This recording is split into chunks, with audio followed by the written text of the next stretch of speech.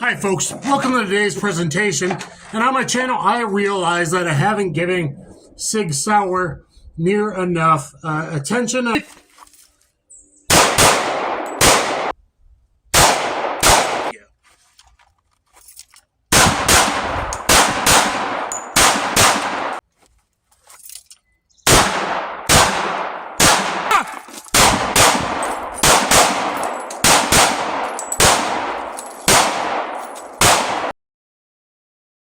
Never done any classic SIGs. Well, today we're going to rectify that by going back a little bit in history, how the Swiss company SIG joined with the German company Sauer and Sons, Sauer and Son, and joined the companies so they could export pistols out of Switzerland.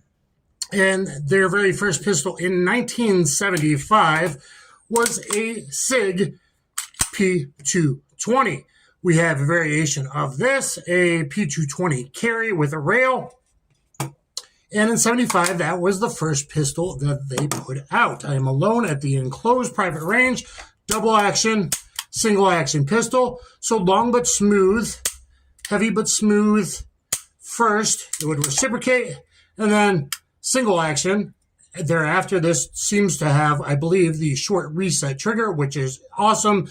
The more modern E2 style single wraparound grips.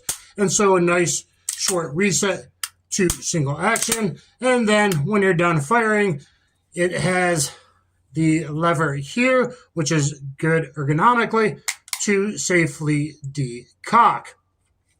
This is 8+1 of 45 ACP. So I want to touch just briefly on that. Why 45? Well, take a look at the diameters between 9mm over here and 45 there. Let's look at hollow points, HST to HST. 9mm, 45. Hopefully that's close enough so you can get a sense of the difference. Let's look at, from my modern meat target testing that I just did a few days ago, what 45 HSTs look like huge tarantulas going into your upper thoracic cavity. I want to thank Federal for sending me this ammunition I'll be starting with the American Eagle at 890 feet per second, and then go to the TSJ Total Synthetic Jacket, 830 feet per second. And the synthetic jacket stuff, this is better if you're a gamer, you're worried about a lot of lead exposure. You guys might want to look into that. So here we go. And I'm pretty inexperienced with classic SIGs. So I'm just going to do, I've never fired this before, just going to do 5 slow fire in the head on the right, starting in single action, topped off 8+1.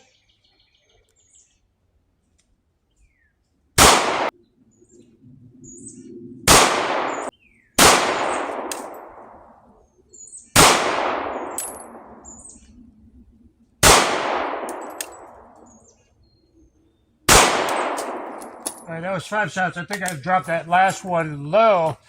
Pretty spicy stuff, 890 feet per second. Typically, you're only getting 830 in a lot of manufacturers. It's more like 798, 802. This is a 3.9-inch barrel. So I definitely pulled a couple low left. I started up here. Of course, I'm aiming there, figuring out if it's combat hold or a 6 o'clock hold. Seems to be a 6 o'clock hold. I was up there. I dropped a couple, and we will continue from there. All right, 3 left in gun. This should be interesting. I'm just going to try Mozambique. I haven't done any double action trigger pulls live fire yet. I got 2 holsters on. I got one from Don Hume wearing AOWB, my new jam. Appendix outside the waistband. Seems to fit okay in there. Also here a Tagua leather holster 4-way at 3 o'clock and a mag holder that fits nice single stack over there on the left. Beep.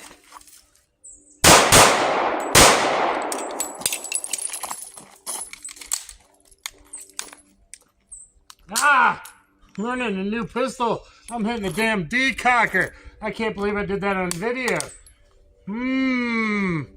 Wow, that was interesting. I'm going to leave that in because that's some real world shit. Interesting. We got pretty good hits there. Let's go take a quick look. So I threw one left. That's not great. That's barely, yeah, it's not breaking line A zone. A plus A A, but a little bit low. Good upper thoracic. That's not bad for my first attempt, even using the DA. Now, let's do some Paul Harrell style double action DASA transition drills. Well, Menti, I wanted to give you a nice look-see here of the pistol. Instead of the typical 4.4-inch barrel, this is the carry, so it's 3.9-inch barrel. It is railed. I've looked online. I've seen the TLR7A or something like that. TLR7 fits on there pretty nicely. E2 wraparound grip. It does have a very nice short reset trigger. It seems like, to me anyway, compared to ones I've used in the past. I've never had that much trigger time on classic SIGs. So Paul Harrell style 2-shot drills, taking up that long double action for the first trigger pull and learning not to dip too much on the reset, which is short with the single action on any traditional DASA. I have a lot of videos on DASA. Stay with me. I know we're into this. Kind of boring so far. I always kind of rock and roll as things get going. Keep in mind, I've never shot this before. Okay, so double action, single action.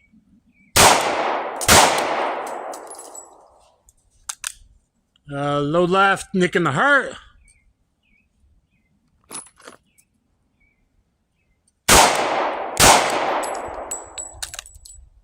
About the same, I think. A little left of the spine. Got my distal joint all the way in there. I don't use the pad. It was a little slow, and last ones will speed it up.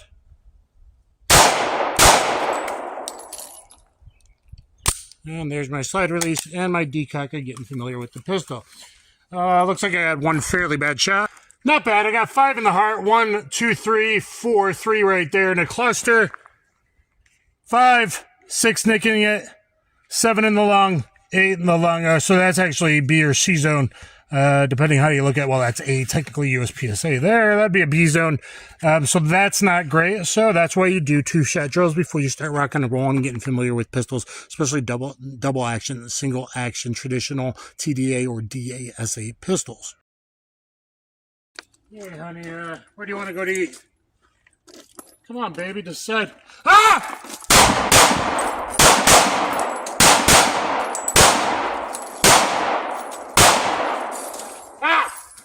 Get back!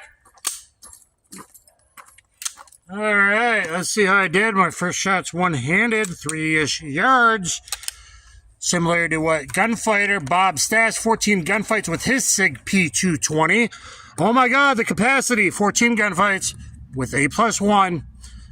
Did fine, so did Bill Elliott with the 1911. I think he was 7+1. I don't think 8 rounds were around magazines in the 70s. Okay, let's see how I did. Don't even know. It looks like I did better than I thought I did. Okay, so one-handed. 1, 2.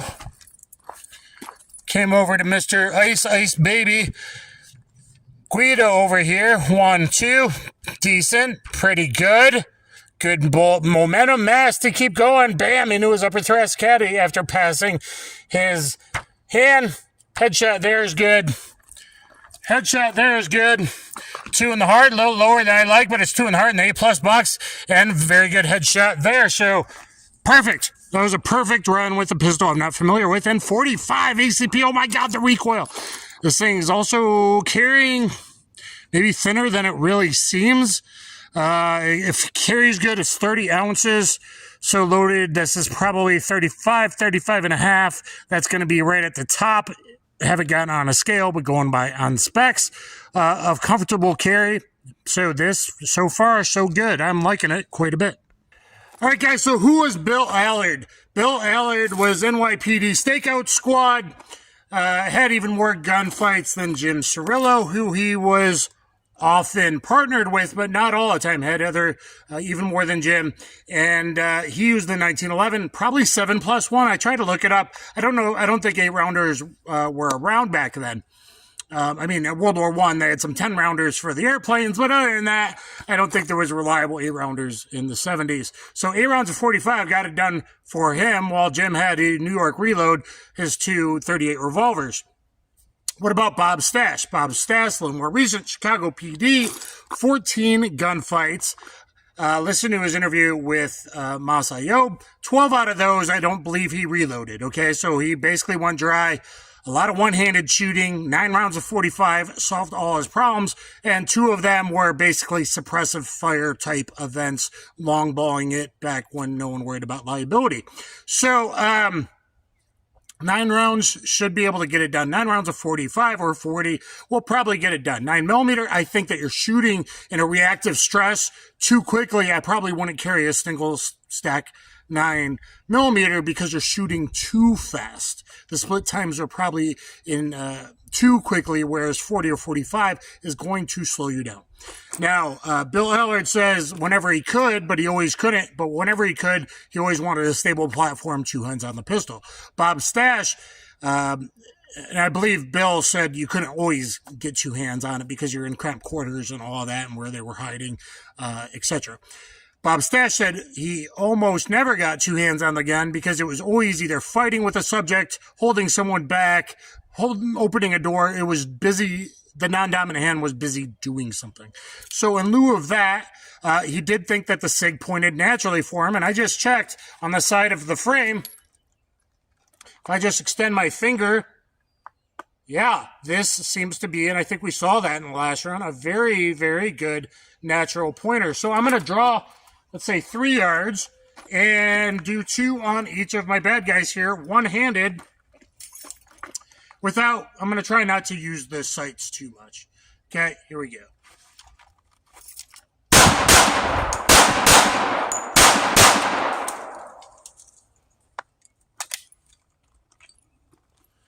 All right.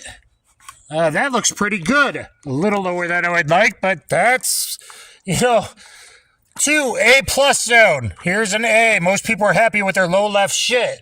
2 on the spine, the heart right there. Thanks to the Targets Online for these awesome targets being a target sponsor to the channel. 2 in the heart, A+ there. And perfect here. 1 there in the center and 1 a little higher where I like it right there. Now I'm starting to fall in love with this thing because that's very important to find a pistol. Excuse the cool shadows. I'm like Predator here. To find a pistol that fits your hand naturally. I don't like the Glock angles. I can shoot them great, but I don't like breaking it. This is more 1911-ish, and maybe points even better. I really like what just happened, so I'm liking this thing even more. Bob Stash really found that headshots worked great. He shot, I believe, paper plates all the time, close range, 3-5 yards, one-handed headshots, because that's what he found himself doing, and he found that it worked pretty damn good when he put a 45 into someone's head. Okay? Even better a hollow point than ball. He was using hollow points, probably gold dots, I'm guessing. I'm not sure if those were around yet, but he was a big fan of gold dots. Okay, here we go. Let's do the same thing with, and I'm using the TSJ ammo right now, and it functioned fine. Okay, great. Here we go.